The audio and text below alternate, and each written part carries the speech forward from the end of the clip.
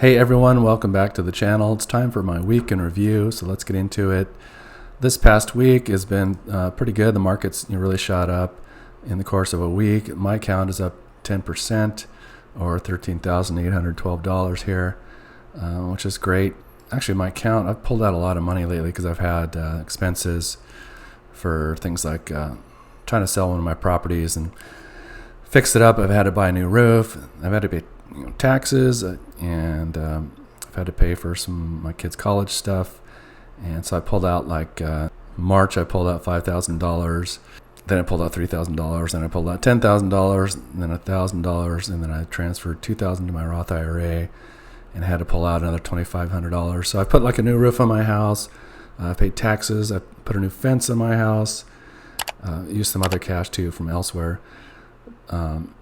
What else have I done? Done a new furnace, new water heater, and painted the inside. And it adds up. It's really nice to have a house that's all fixed up and good for another 20 years. So that's kind of where my account has been. And I use some of the money. I put all my cash into here. Most of my cash.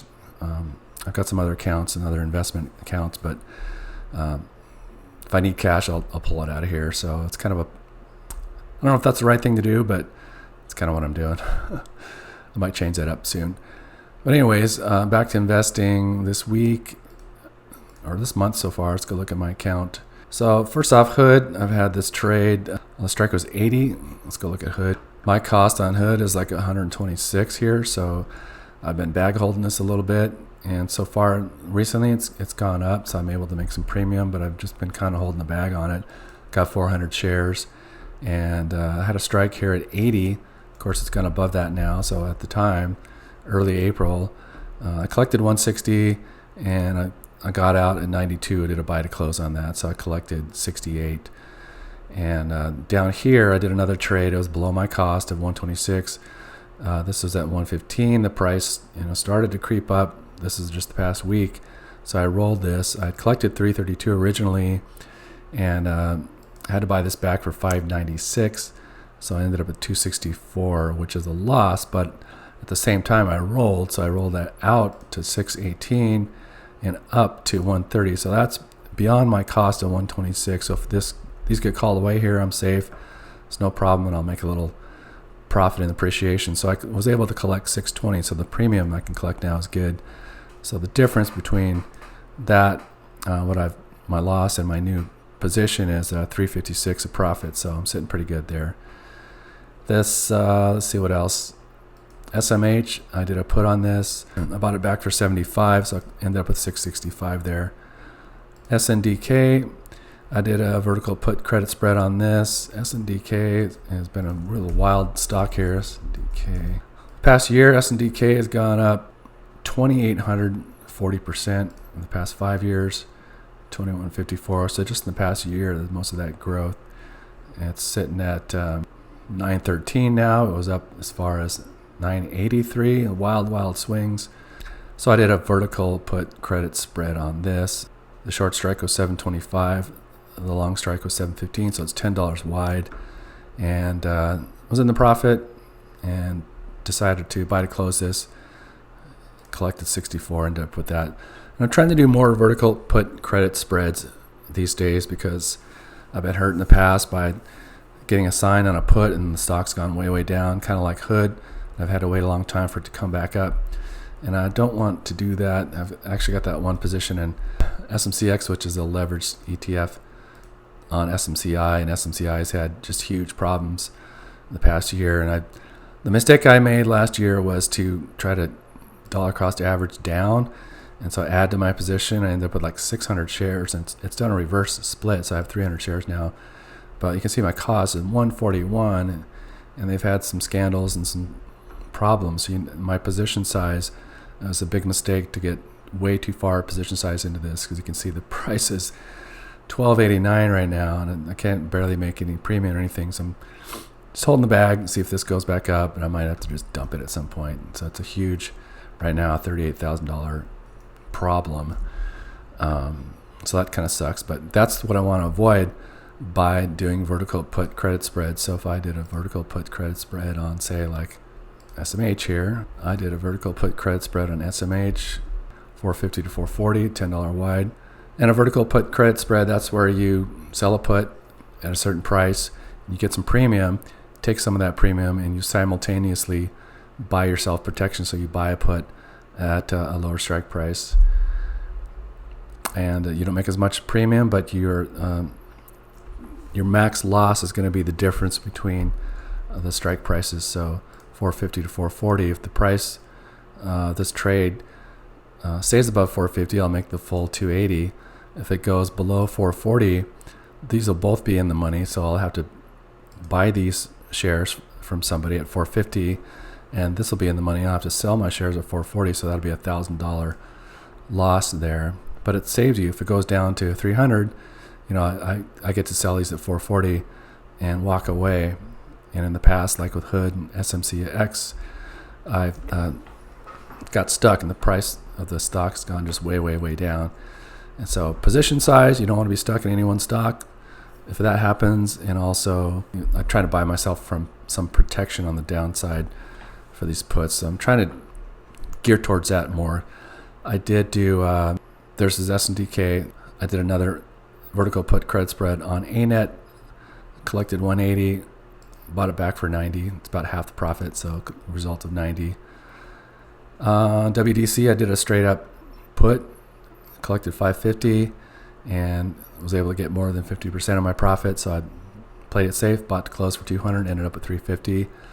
And again, you can see I'm going much more conservative. I'm trying to go lower deltas. I've gone over this Hood trades, so I'm sitting good there. I'm above my cost now, so I don't have to worry about getting the shares called away at below my cost. And this SMH is another vertical put credit spread, hoping to collect 280.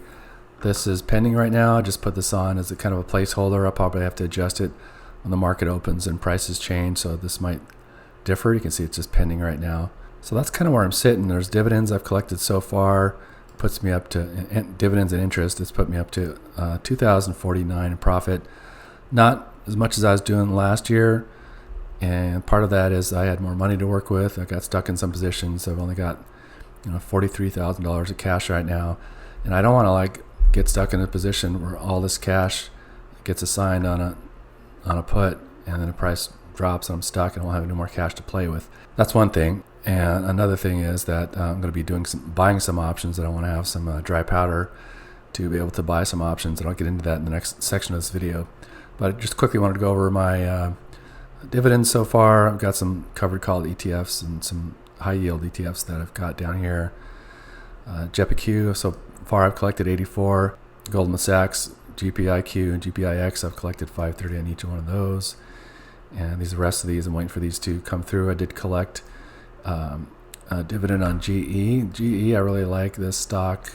General Electric Aerospace, over the past year, it's gone up 70%. The past 5 years, it's gone up 357%. So they've got a pretty wide moat. They sell and repair jet engines, and there's just a massive amount of repairs and stuff that are going to be needed in the future. If you read up in this company, it's doing very well. I think in the future, it's just going to continue to make money. There's no other company that can do kind of what they do. So it's been down right now. My shares, I bought these at 313 average. I've got 20 shares, and the price has gone down to 305.50. So it's actually might be a good bargain to pick up some more shares. But I did get a dividend on that, and that's pretty good, 4.47. I think it's quarterly. And as far as buying options, I'm going to be switching to that. I went over that a little bit on my past video. I'm going to be doing a lot of stuff that has to do with this outlier program. This is a weird spelling, OVTLYR, but this is a system run by a guy named Christopher Ewell. He's kind of the face of it, and they've got a staff of quants and other owners that do the programming behind this. But it's a huge kind of a AI intelligence platform that allows you to quickly see and do and scan with the screener and everything for stocks, and put the probabilities in your favor. You never know what the market's going to do. It's a 50%. It's a 50-50 chance it's going to go up or down. But you can only trade. You can do things like you only trade. It's called the outlier 9, when all of these signals here are green, and it comes with a full. You pay $2.99 a year for this, and I'll put an affiliate link down below in the description. And you get access to this for a full year, and it comes with full training. There's 2 university courses, Alpha and Bravo, that have been done so far. It's a full YouTube playlist on those that teaches you all about how this works. And there's also a Discord. You get access to a big community, and you get live training links each day during the week.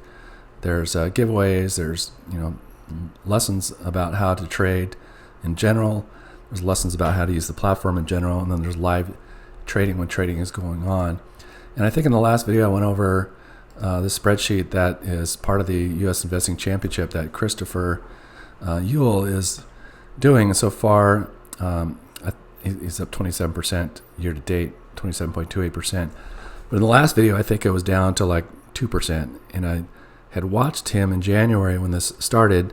This is a $50,000 account, and went up 50%. So he was up at $25,000 higher than $50,000. But then his idea is that when the market pulls back, you pull everything out and close all his positions, and he puts all his money in SGov to sit in cash, which is, you can easily buy and sell SGov, and you can make 4% or so interest on that while you're waiting. So all of February, all of March, nothing, no trades or anything. And that's been my problem in the past. I feel like I gotta be busy and making trades when, if the things don't line up, if the market and your signals don't line up, then you pull and you sit and you wait for those things to line up, and you wait as long as it takes. So pretty much he waited 2 months. So this has all been in April so far, pretty much gone back to 27.28%. And this is a portfolio that's part of the U.S. Investing Championship. If I look at this, you can see this is the U.S. Investing Championship website, and there's a lot of his students that are in there. You can see if I highlight outlier, a bunch of his students are actually doing better than him. 140% here, 12%. There's different divisions. 25%. 80% of these people that are in this competition are underwater, so they're not positive. Another outlier, another one. And this is Christopher here. It's lagging. This only goes up to like March, I think. So at the time, he was at 0.9 positive, which is good because everyone else, 80% of these people are negative. But this will reflect later when it updates to his current position, which is 27.28. So all these trades, the full plan, it comes with you're encouraged to make your own plan, but it comes with access to this shared plan, which has it's a full presentation on all the different rules and when to get in, and the exit signals, and when to get out. There's Plan M, which is stocks. That's the most profitable.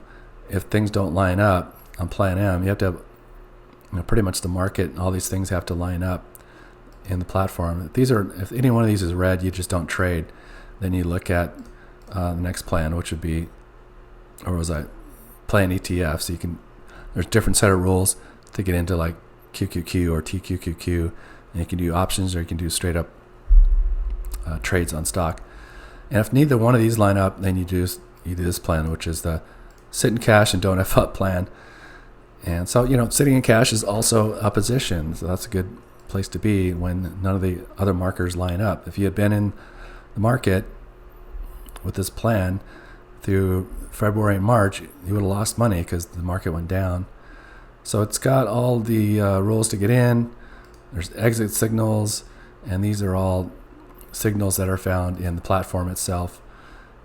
But this makes it easy to just look at all these signals. If all of these are green, then you're good to go. It's got a screener. You can pull up the top stocks that have buy signals and everything. And there's a full, like I said, YouTube course, multiple courses. There's a new one coming up that teaches you how to use the platform. So it's $2.99 a year, and I will leave a link. I'm an affiliate, so I make a little spiff. If you did want to get into this, it's $2.99 a year, but you don't have to pay for the Discord. You don't have to pay $1,000 for a course. You get massive amounts of information. You get massive amounts of support here. You see all the trades. that go live, and I've been following along. I kind of wish I had jumped in on this in some of these, because if I put my $48,000 into this that I have in my account, or what is it, $43,000, I could potentially be up 27% if I'd taken all the same trades. But I'm just lurking right now. I'm still getting my mind around buying options and how that works, because I've always been an advocate of selling options. But with selling options, with calls, you can cap your upside. So I'm avoiding. I'm not doing so many covered calls anymore, and I'm doing vertical put credit spreads to save myself on the downside with puts, because you can get trapped, and you can, it sounds good to sell options. I still think selling options has its place for me.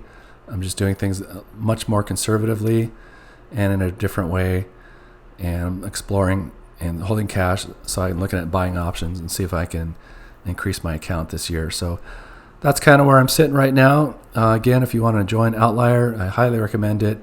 Or just, watch the videos right now, and you can lurk and check it out.